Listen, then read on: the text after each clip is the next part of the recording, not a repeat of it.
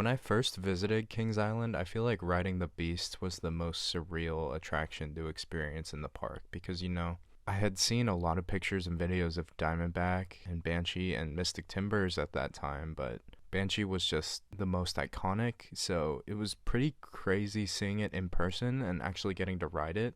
I feel like that's the one of the best feelings of being a coaster enthusiast when you finally get to a ride and you get to ride it and it's like, wow, it actually exists. That's pretty crazy. I get to add it to my coaster list.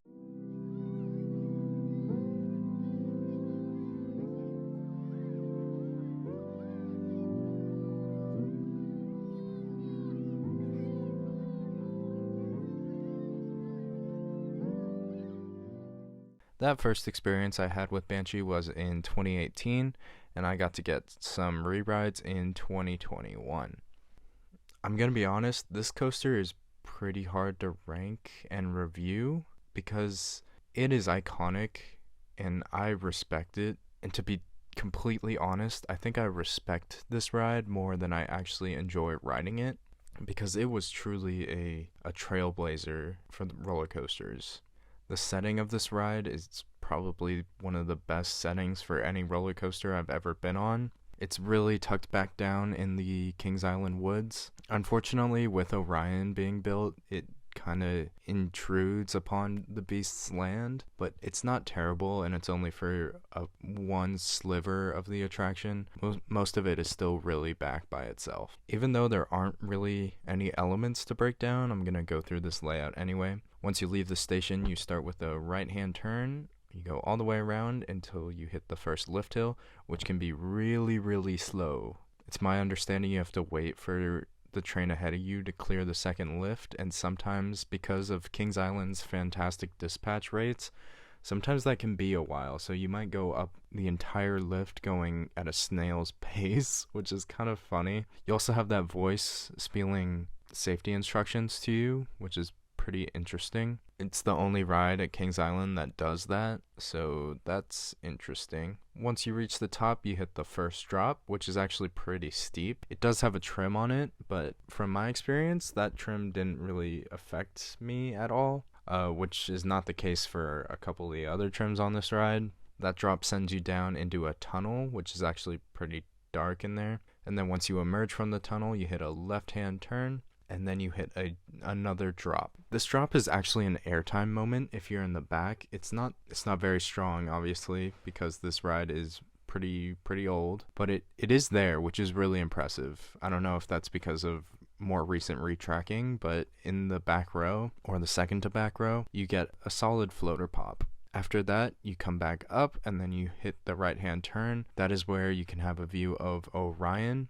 That straightaway is pretty interesting because at the end of it is a trim, and that trim slams you to a stop. Not literally, but that trim figuratively slams you to a stop. Like, oh my gosh, especially if you're in the back row, you can really feel how much speed you lose. It totally zaps the train of so much energy, which can almost be sort of a relief in relation to roughness on the ride, especially if you're having a bad ride up to that point. Slowing down a little can be pretty relieving. Slowing down a little can be kind of relaxing. Your concerns about getting injured on that ride will be put to rest there. That trim doesn't hit as hard in the front row, which is one of the reasons why that is my favorite spot to ride the Beast. Out of the big 5 roller coasters at Kings Island, the Beast is actually the only ride that I prefer in the front row, which is pretty interesting. So after that trim, you hit a right-hand turn, and then you go straight for a little bit into another tunnel, which turns you left. You turn all the way around till you come out of the tunnel, and then you turn right. And this is the point where you go like all the way down a hill. You go straight, and then at the very bottom of that hill, you bank right, and then you come back up all the way up to the top of the hill until you hit the second lift hill. The second lift hill will go much faster than the first one, especially if you were crawling on the first one. Once you reach the top of that lift, you're going to turn left and then hit another trim. This trim is pretty unique because it almost acts as a holding brake, because if you're in the front row, you can feel how slowly you're going into that drop. And then once the back car releases from that trim brake, you really start accelerating, it's a pretty unique feeling that's specific to the Beast, which is pretty cool, so that's one way to look at it. That's the way I choose to look at it. It's pretty cool. Like if you put that trim like right before the Rose Bowl, I feel like that would not have been as fun. That would have been really lame. This drop is actually pretty intimidating, even though it's really shallow, because you gain a lot of speed pretty slowly. But when you're at the bottom of that drop, you're absolutely flying. And of course, you hit the Rose Bowl, which is pretty intense. It's by far the most forceful part of the attraction. You will get slammed to the right-hand side, which is why I prefer being in the right seat, so you don't slam into someone. You can brace yourself a little bit. But that element is just crazy. It's crazy how forceful it is. It's pretty spectacular. And then it's basically one long right turn. You go around, you take 2 laps around the Rose Bowl. I actually prefer the first one because of the lateral, just feeling that shock for the first time of being pushed to the right. That's super impressive. And then once you come out of the Rose Bowl, you basically just go straight into the brake run. And that is the Beast, one of the longest roller coasters in the world and the longest wooden coaster in the world. It is quite the experience. In terms of roughness, I've had a few different experiences on the Beast. So obviously the smoothest place to ride would be in the front row, but you're going to have to wait for that. So if you don't want to do that, my second favorite place to ride is second to back. Not the very back, second to back. Wheel seats on this ride kind of scare me. I gotta be totally honest. On the 4th of July in 2021, which was my marathon day at Kings Island, I only rode the Beast 4 times. One of those rides was in a middle row because I got assigned to it, and it was a wheel seat. And that ride almost gave me a headache, and it was pretty painful. So having to take a break after a ride on one of the best rides in the park was kind of a bummer. I really didn't want to get a headache on that day either because I really wanted to lap as many coasters as I could.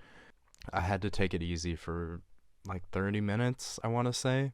That's something to keep in mind if you are going to buy Fast Lane at Kings Island and try to get as many laps as you can. Do not ride the Beast on a wheel seat. Obviously, the second to back isn't butter smooth, but it's a lot better. And it's definitely rideable. Like I totally could do re-rides on the Beast in the second to back row, so that's a big upside. I definitely would not lap the Beast on a wheel seat. That would not be pleasant. The Beast probably has the coolest name for any roller coaster ever, which is super cool. I love the logo too. I think it's my favorite logo in the park. It's iconic for a reason. It's just spectacular. This whole ride is iconic for a reason. It's truly a legend. I feel really honored to be able to say that I've been on it.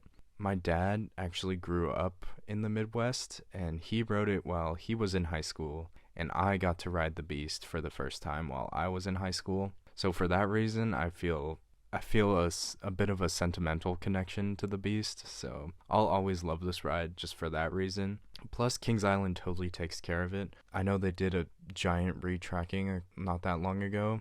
Unfortunately, my visit was before the retracking, so it wasn't terrible. I mean, obviously, they still took care of it at that point, but, I didn't get to experience the reprofiled elements of the Beast. I did get to ride with the repainted trains, though, so those are pretty cool. The restraints are generic PTC restraints. They're not my favorite, but I've actually learned how to ride with these better. I am right-handed, so I prefer sitting in the left seat with PTC restraints, so I can hold it up with my right hand and rest my arm on the seat divider. So it's pretty easy to hold up if you do that, if you're right-handed. But the thing about the Beast is that it doesn't really have airtime, so there's no reason to hold up the restraint. After that, the second drop on the ride, I just kind of let it go, There's no really point in putting in that effort, especially for such a long ride experience. Oh my gosh. Even if you don't hold up the restraint for that one airtime moment, you're not missing out on much.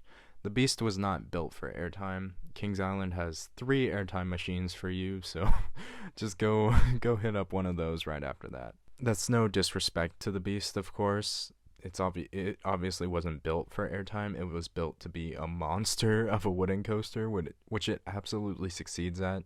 It is such a long ride. And at one point in 2018, back when I was scared of roller coasters, I was pretty scared to ride the Beast because it's pretty fast. It goes 60 miles per hour. So when I first rode the Beast, it was actually the fastest roller coaster I'd ever been on at that point. It didn't hold that title for that long, of course, because I later rode Diamondback.